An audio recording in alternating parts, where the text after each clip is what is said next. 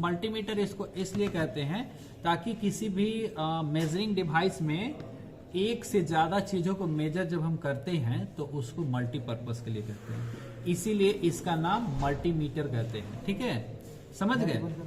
तो होता क्या है कि मल्टीमीटर में बहुत सारी चीजों को हम नापते हैं। तो इसमें क्या क्या चीज नाप सकते हैं, ये चीजें देखो। यहां से ये जो दिया हुआ है इसमें आपको डीसी एम्पियर नाप सकते हैं, है ना? डीसी एम्पियर नाप सकते हैं मिली में, और सबसे छोटे इकाई यू में आता है, इसको नैनो एम्पियर कहते हैं। ठीक है, मिली और नैनो एम्पियर में नाप सकते हैं। ये जो होता है वो वोल्टेज का होता है। कौन सा वोल्टेज? एसी वोल्टेज, है ना? एसी वोल्टेज में यहाँ पे नाप सकते हैं। तो एसी वोल्टेज 750 और 200 तक है, लेकिन अपने यहाँ कितना आता है? 220 आता है। तो हमेशा आपको 750 में सिलेक्ट करके नापना है। ठीक है, दूसरा जो होता है ये डीसी वोल्टेज होता है ना? डीसी वोल्टेज कितना से? मिली एम्पियर से आपको 1000 वोल्ट तक इसमें क्या कर सकते हैं? नाप सकते हैं। ठीक है, उसके बाद से ये जो हो गया आपका क्या हो गया? रेजिस्टेंस। रेजिस्टेंस की वैल्यू नापने के लिए ये पैमाना दिया है। 2000 kilo ohm, 20 kilo ohm, 200 kilo ohm, 20 kilo ohm, 2000 ओम और 200 ओम, है ना? तो ये ओम का पैमाना है। ये जो है आपका कंटिन्यूटी, मतलब कंटिन्यूटी, जैसे किसी भी वायर कटा है, टूटा है, क्या हुआ है, तो उसको चेक करने के लिए, जैसे एक वायर है, बीच से टूटा है नहीं टूटा है, आपको कैसे पता चलेगा? तो उसके लिए हम कंटिन्यूटी पे सिलेक्ट हो गया सिलेक्ट, और इसको हम क्या करेंगे? नापेंगे। इसको नीचे रख, बता रहा है ना?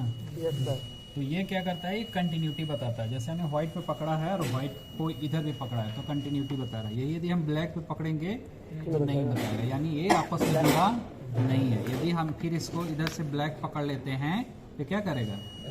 बताएगा, है ना? तो ये चीज होता है, वो कंटिन्यूटी चेक करने के लिए हम इसका यूज करते हैं। ठीक है, दूसरा ही हम आप लोगों को डायोड। डायोड किस वॉइस में काम करता है? फॉरवर्ड वॉइस में, मतलब आगे की तरफ काम करता है। ये रिवर्स वॉइस में काम नहीं करेगा। तो हमेशा इसका पॉजिटिव से निगेटिव की तरफ प्रवाह होगा, है ना? तो चलो पॉजिटिव से निगेटिव की तरफ देख लेते हैं। ठीक है, ये कौन सा है? ये क्या है? नेगेटिव।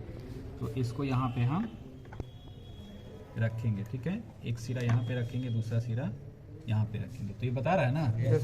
यही इसको हम, ये सिरा जो होता है पॉजिटिव होता है, ये सिरा नेगेटिव है, कैथोड होता है, एनोड होता है। ठीक है, यही इसको हम पलट देते हैं तो ये क्या होगा?